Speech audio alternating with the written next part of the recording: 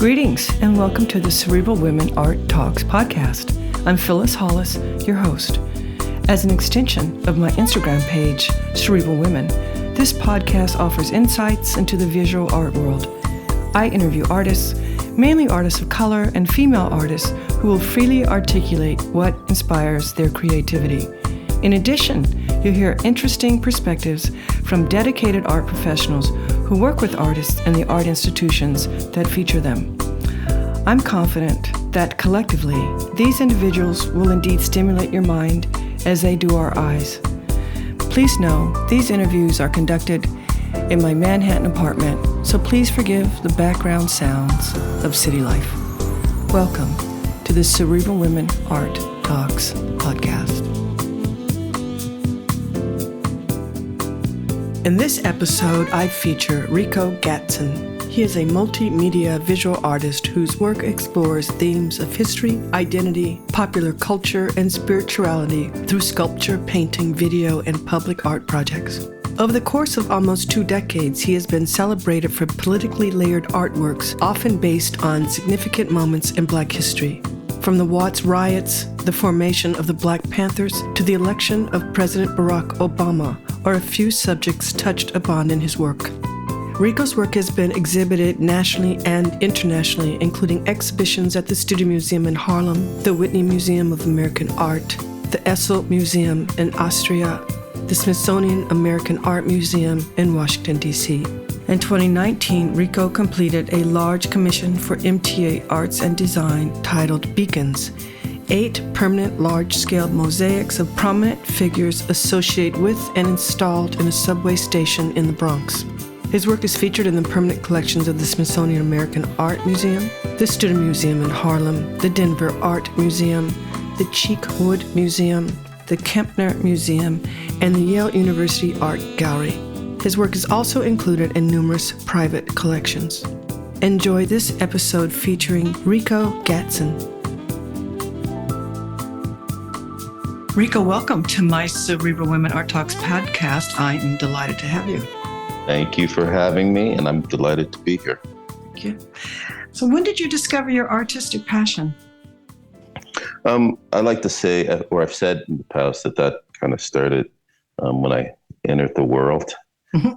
A little general, but I've always made art and was always supported and encouraged by my parents, my lovely mother, to be specific, to produce art. So, I've always made art going back as far back as I can remember. Well, it was always sort of visually inclined, but of course, throughout various aspects of my education, there were teachers at each stage that really supported and encouraged it. So I think that the idea that I could go on and take it serious as a career started in college with an amazing professor. I went to Bethel College in the Twin Cities, Minneapolis, St. Paul, and it was a small liberal arts college with a really great art program.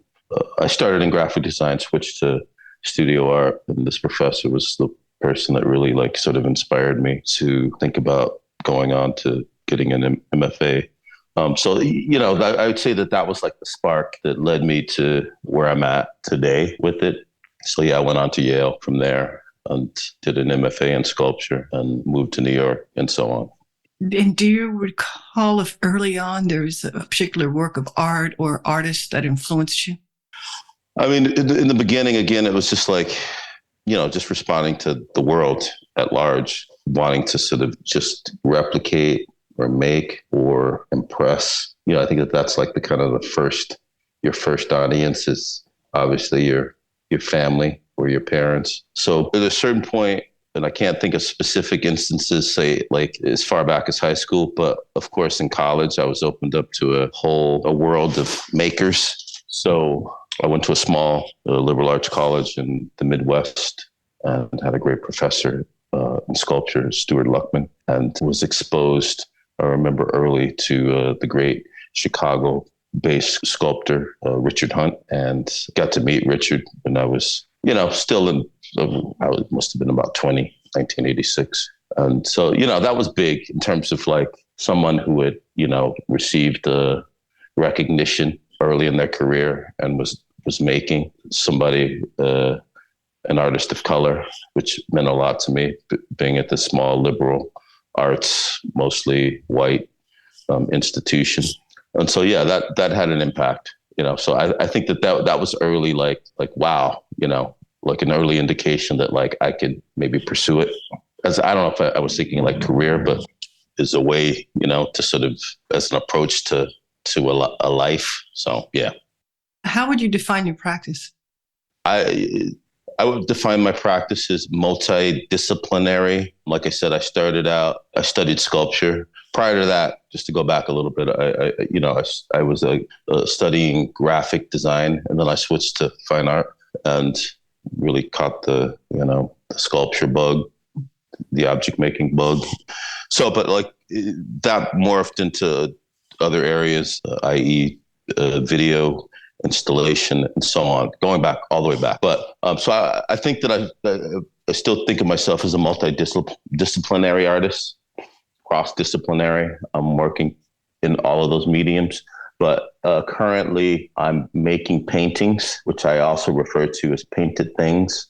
I think that my approach to making is clearly from the standpoint of a sculptor who paints, having zero training in painting. So yeah, I would say multidisciplinary in approach, but interested in like things related to identity, politics, history, spirituality, and so on. What aspect of your practice do you enjoy the most?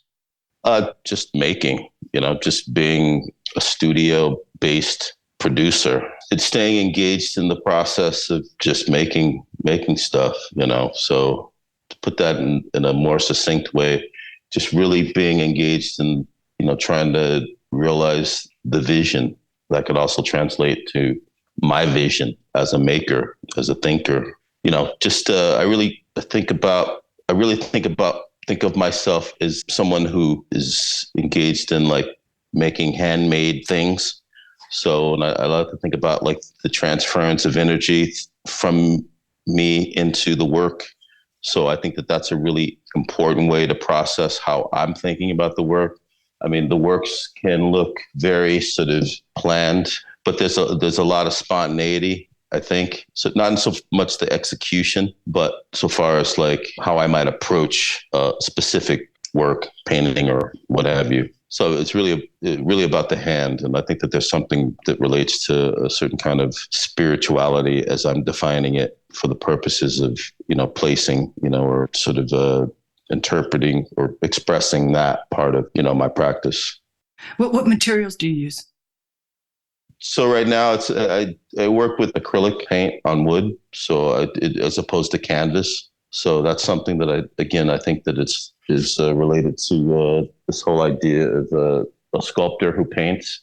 I like the resistance of the panel versus like canvas. It keeps it in a certain realm for me. So, but acrylic paint versus oil on panel. I work on these, the larger paintings, 36 by 80, which is a standard dimension of like a prefab door. So I like working on the doors. For me, I like the ready-made aspect. And I like just conceptually sort of what doors represent. Obviously, like, the portals, access, and so on and so forth. So, but yeah, like the symbolism is important as far as how I work. So, yeah. And, then I combine other materials like glitter, which is the material that I've used for a while now. I think I started utilizing that just as a texture. It's been probably 15 years. So I also spray, so acrylic paint, but acrylic-based spray paint to create transparency and or layers and so on. And do you listen to music while you're working? I do. Music is like a very important part of both the studio and the work, and it's a very sort of eclectic mix of sources. Yeah, I listen to a lot of jazz and to a lot of hip hop. More recently, I've been listening to a lot of like transcendental jazz, i.e., of course, John Coltrane, Alice Coltrane, Don Cherry, Yusef Lateef, Sun Ra. Yeah, so music has always been a really important part of my studio practice. Like Albert Ayler is a musician who's has a specific significance to me. He was this avant-garde jazz musician who was a protege of John Coltrane and died sadly in the early 70s, having committed suicide. And we share the same birthday, I think 30 years to the day, July 13th, 1936 for him and 66 for me. So this is an artist that was introduced to me when I was a bit younger, and has had a lot of power and resonance, both because of the experimental aspects of the work, of his production, and the spiritual aspects of the work. So Eiler is somebody that I go back to over and over again. But, there's a full range, hip hop or rap or rock. But music, I have a pretty extensive collection of all those genres and beyond. Mm-hmm. And when do the titles enter the creative process? The titles they come various ways. Sometimes they come early or before, but mostly they come later. The way that I title things is clearly not something that's unique to my practice, but I like to untitle and then give a title in parentheses. Oftentimes the titles are associated with very specific things in the world, i.e. like musicians or an album or a track on an album. For instance, for the last show I made a painting that it was determined after close to it being finished that it was, that I sort of felt that there were like auras or energy.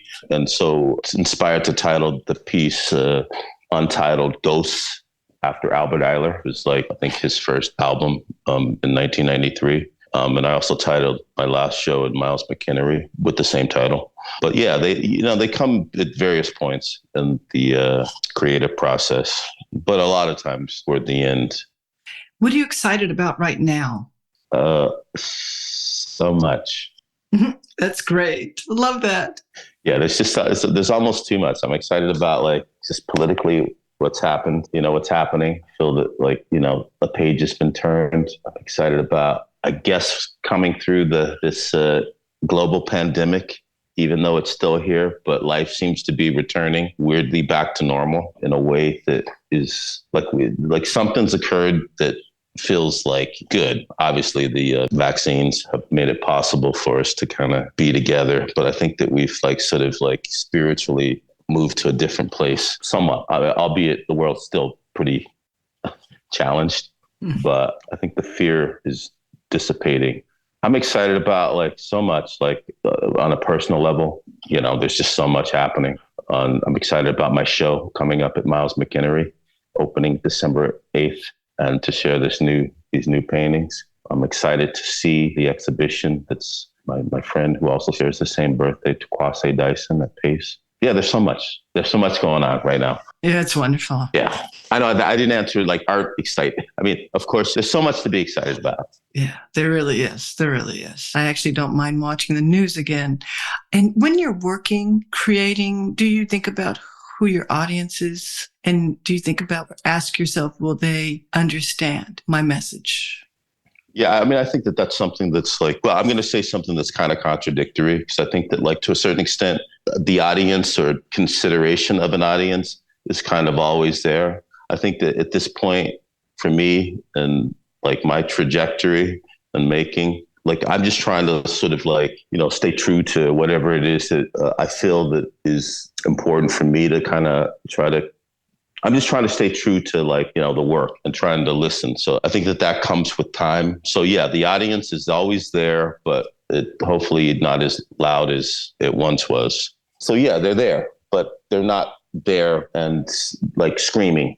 It's there, but it's a bit more muted, which isn't to say that I'm not concerned. I'm just trying to, again, stay true to, my vision, whatever that is, which is probably for a much longer conversation. But I think that there are things that once you've been making, you're sort of engaged with. And I think you're just trying to sort of find a way or different ways to sort of communicate that stuff. Mm-hmm. So yes and no, I would say.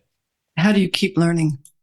Just staying engaged with the world, looking, reading, just listening. and engaging. I teach, so I'm constantly in that world working with students. And I like to say that I get as much from teaching them. I learn as much from them as, maybe not as much, but, there's like a give and take that occurs in that process, that relationship, those relationships that I think that can be really like magical and inspiring. It's just being engaged, staying like curious, that comes in a number of different ways. It could be like Instagram. It could be, I had a group of students over last night from the New York Crit Club, had 2 groups come through.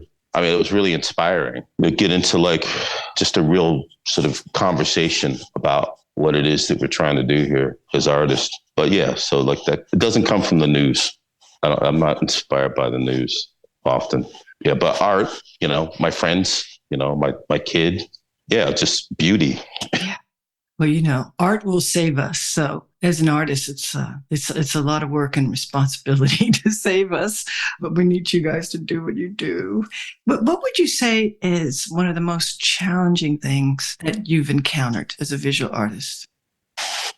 There's a lot of challenges to committing oneself to, a long career in making, especially in a great city like New York. Just staying committed to the work. It can be like, thinking to be challenging just to maintaining a certain amount of belief in what you're doing. Because you don't always have you don't always feel like the accolades, and there's just always so much. So I think that just sort of staying committed to your vision can be a challenge, but you have to do that. I think that occurs through like just staying committed to the work, just working, which might sound a little overly simplistic, but like having a long career in this, that experiences like highs and lows, as long as the lows don't get too low. But yeah, just continuing to do it. Yeah. I've been very fortunate. I don't mean to, sound just to put a positive spin. I think that I've been very fortunate to be able to continue to do it and to hold people's interest. But, I think that's the thing, it can be really discouraging. I'm speaking generally, to be an artist and try to, and to feel relevant or to feel like what you're making is important. Mm-hmm. This has been a great conversation. I've enjoyed it. That's it? No, we're not finished. I'm just getting warmed up. All right.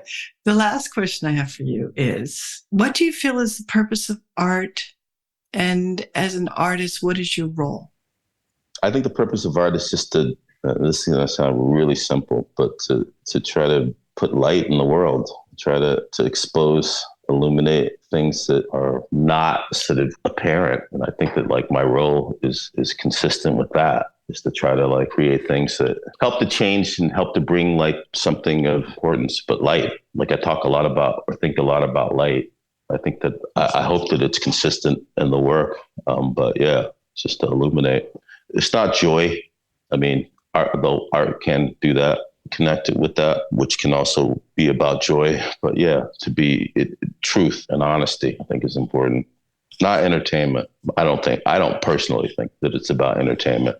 I think it's about something much larger or more substantial than that. But, it can be entertaining. Beauty, light, love. That's it. Yeah, we all need you, artists, to keep doing the work.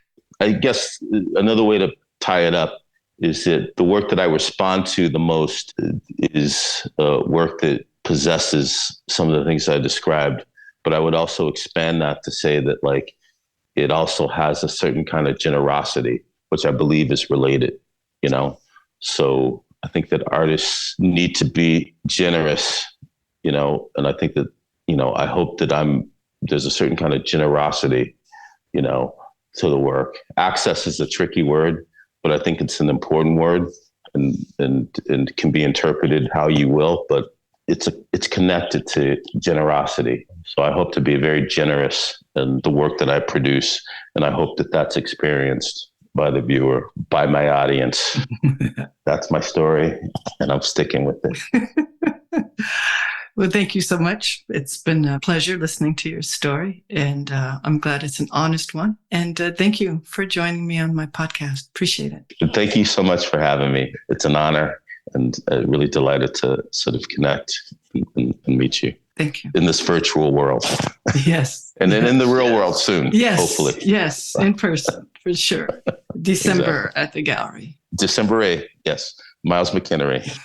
The title of the show, I can't tell you the title of the show, which came later. The title is Spectral Visions. Wow. I'm looking forward to it. Curious about that. We can talk more in the real world about that. Definitely. Thank you. Great. Thank you.